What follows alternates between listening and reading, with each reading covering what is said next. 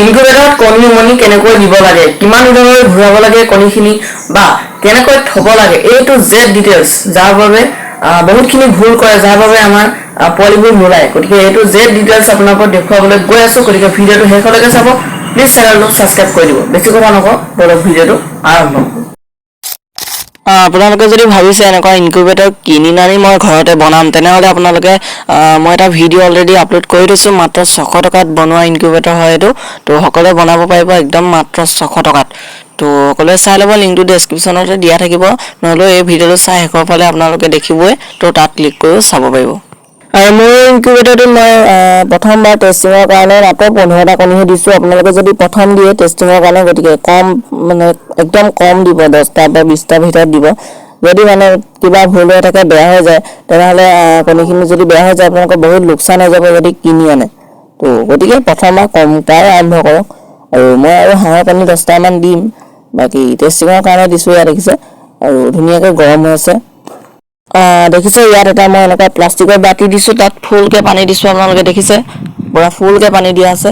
আৰু এইপিনে এখন ফেন আছে, আৰু এইপিনেও এখন ফেন আছে। তাৰপৰা এইটো লাইটটো আছে ধুনীয়াকৈ দেখিছে আপোনালোকে।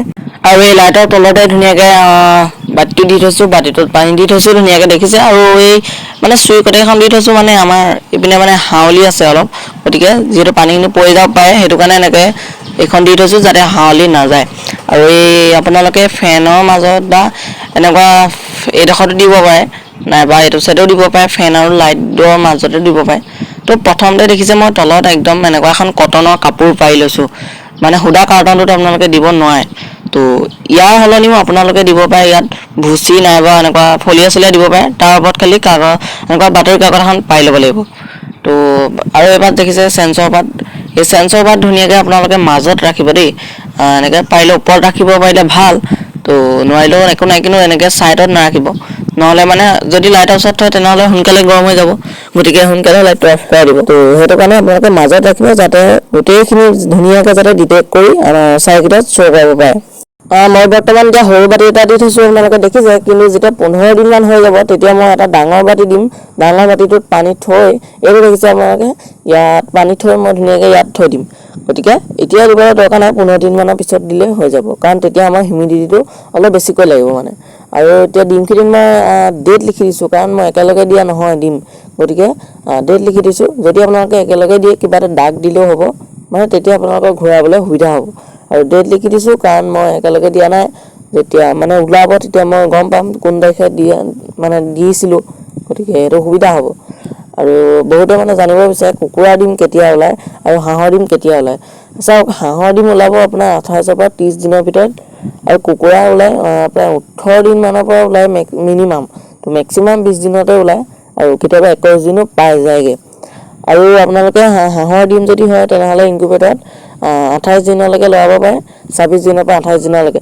আৰু যদি কুকুৰাৰ ডিম হয় তেনেহ'লে আপোনালোকে 18 দিনলৈকে লগাব, তাৰপিছত আৰু লগাবলৈ দৰকাৰ নাই। আপোনালোকে সময় ছেট কৰি ল'ব, দিনটোত কেইবাৰ ঘূৰাই। তো 4বাৰ বা 6বাৰ বা 8বাৰ ঘূৰাব পাৰে, সেইটো আপোনালোকৰ কথা, নিজে টাইমটো ছেট কৰি ল'ব। আৰু বৰকৈ আপোনালোকে ঢাকনাখন খুলি নাৰাখিব, নহ'লে আপোনালোকৰ মানে টেম্পাৰেচাৰটো বহুত কমি থাকিব, কাৰণ বাহিৰত হাৱাটো যিহেতু সোমাই থাকিব পাৰে, গতিকে আপোনালোকে ঢাকনাখন সদায় মাৰি থ'ব। তো এতিয়া আপোনালোকক কৈ আছোঁ ডিমৰ বয়সটো। মানে চাওক, ডিমখিনি আপোনালোকে ইয়াত ভৰোৱা যদি গৰমৰ দিন হয় তেনেহ'লে ইয়াত ভৰাবলৈ আপোনালোকক 4 পৰা 5 দিনৰ হ'লে ভাল হয়। আৰু যদি ঠাণ্ডাৰ দিন হয় তেনেহ'লে আপোনালোকে 10 দিনমানলৈকেও থ'ব পাৰে, মানে একো নাই, টেনশ্যন ল'ব লগা নাই। কিন্তু যদি গৰমৰ দিন হয় যিমান পাৰে সিমান সোনকালে দিবলৈ চেষ্টা কৰক, কিন্তু 24 ঘণ্টালৈকে আকৌ ইয়াত ভৰাব নোৱাৰিব দেই, 24 ঘণ্টাৰ পিছতহে ইয়াত ভৰাব পাৰিব। তো মানে যেতিয়া কুকুৰাজনী কণী পাৰিব তাৰ 24 ঘণ্টাৰ পিছতে আপোনালোকে ইয়াত ভৰাব পাৰিব। কুকুৰা বুলি নহয়, হাঁহ কুকুৰা যিয়ে নহওক আৰু মানে। তো সেইটো কথা আপোনালোকে গম পালে। আৰু আপোনালোকে মই কৈছোঁ বৰ বেছি সৰু চাইজৰ কণী আপোনালোকে নাৰাখিব। আৰু কণীকেইটা যদি বোকা চোকা লাগি থাকে তেনেহ'লে ধুনীয়াকৈ অলপ এনেকুৱা কাপোৰ এখনত অলপমান পানী লগাই জেকাকৈ মোহাৰি ল'ব, একদম তিয়াই নেপেলাব দেই, ধুই নিদিব। আৰু প্ৰথমতে ইমান হিউমিডিটি দৰকাৰ নহয়, কিন্তু যেতিয়া ওলাবৰ সময় হয় তেতিয়া হিউমিডিটিটো অলপ বেছিকৈ লাগে, গতিকে আপোনালোকে তেনেকৈ ৰাখিব। মই আপোনালোকক দেখুৱাইছোঁ, কৈছোঁ আপোনালোকক। এনেকৈ লাইটটো আৰু এইখন ফেনৰ মাজতো থ'ব পাৰে, নাইবা ইখন ফেন আৰু লাইটটোৰ মাজতো থ'ব পাৰে, একো টেনশ্যন ল'বলৈ দৰকাৰ নাই। আৰু ইয়াৰ ওপৰত যদি কিবা জানিবলৈ বিচাৰে তেনেহ'লে কমেণ্ট কৰিব, মই নিশ্চয় ৰিপ্লাই কৰিম। আৰু এতিয়া আপোনালোকে ঢাকনাখন জপাই থব কাৰণ ঢাকনাখন যদি খুলি থয় আপোনালোকৰ টেম্পাৰেচাৰটো কমি থাকিব গতিকে ঢাকনাখন খুলি নথব আৰু আমি যিহেতু এটা খুলিছিলো গতিকে টেম্পাৰেচাৰটো বহুত কমি গ'ল দেখিছে 35.7 পাই গ'লগে গতিকে আপোনালোকে খুলি নাৰাখিব আৰু এইটো ফুটা দিছো অতিৰিক্ত গেছসমূহ মানে যাতে ওলাই আহিব পাৰে দেখিছে ধুনীয়াকৈ আৰু কিবা যদি চাবলগীয়া থাকে ইম্পৰ্টেণ্ট তেনেহ'লে গ্লাছৰ ওপৰৰ পৰা চাব আপোনালোকে বাকী আজি ভিডিঅ'টো ইমানতে সমাপ্ত কৰিছোঁ ভাল লাগিলে যদি লাইক কমেণ্ট শ্বেয়াৰ কৰি দিব আৰু ইনকিউবেটৰ বনোৱা ভিডিঅ'টো যদি চাব বিচাৰে শেষৰ পিনে দেখিবই আপোনালোকে চাব মাত্ৰ 600 টকাতে বনাব পাৰিব তো আজিলৈ বাই